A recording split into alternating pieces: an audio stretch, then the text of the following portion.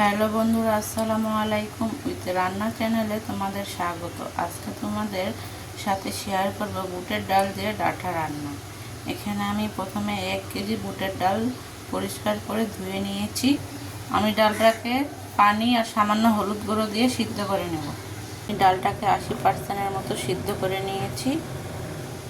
ডাঁটা আলুগুলো টুকরো করে কেটে হালকা একটু ভাপিয়ে নিয়েছি। চুলায় একটি পাতিল বসিয়ে দিয়েছি। পাতিলটি গরম হলে দিয়ে দিব তেল। তেলটি গরম হয়ে গেলে দিয়ে দেবো পেঁয়াজ আর কাঁচামরিচ কুচি। কাঁচামরিচ আর পেঁয়াজটাকে একটু ভালো করে ভেজে নেব।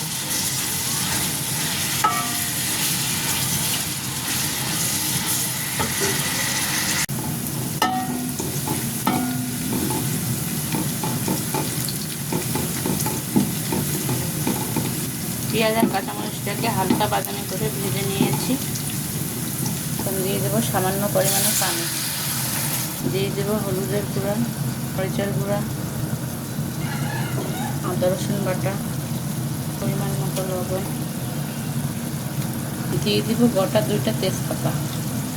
এখন মশলাটাকে ভালো করে কষিয়ে নেব।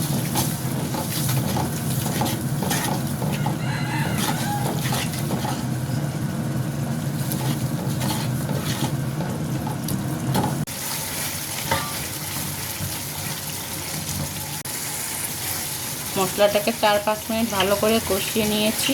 এখন দিয়ে দিব ভাপিয়ে রাখা ডাঁটা আর আলু, আর সাথে দিয়ে দিব সিদ্ধ করে রাখা বুটের ডালগুলো। এগুলোকে ভালো করে মিশিয়ে আমি এখন কষিয়ে নেব।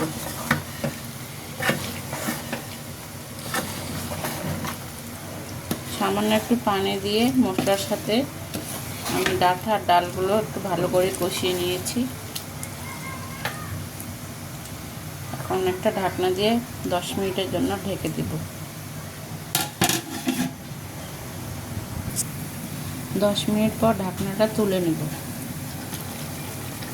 এখন ডাঁটা আর ডালটাকে একটু ভালো করে কষিয়ে নেব।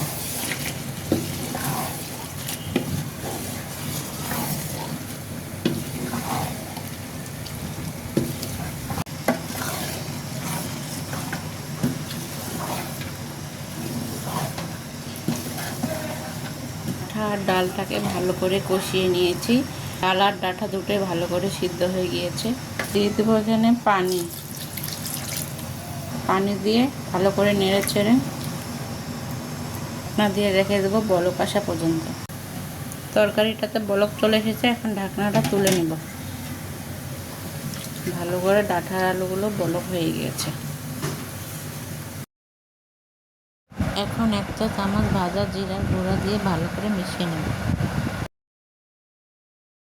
ভালো করে মিশিয়ে নিলেই তৈরি হয়ে যাবে আমাদের ডাঁটা দিয়ে বুটের ডাল।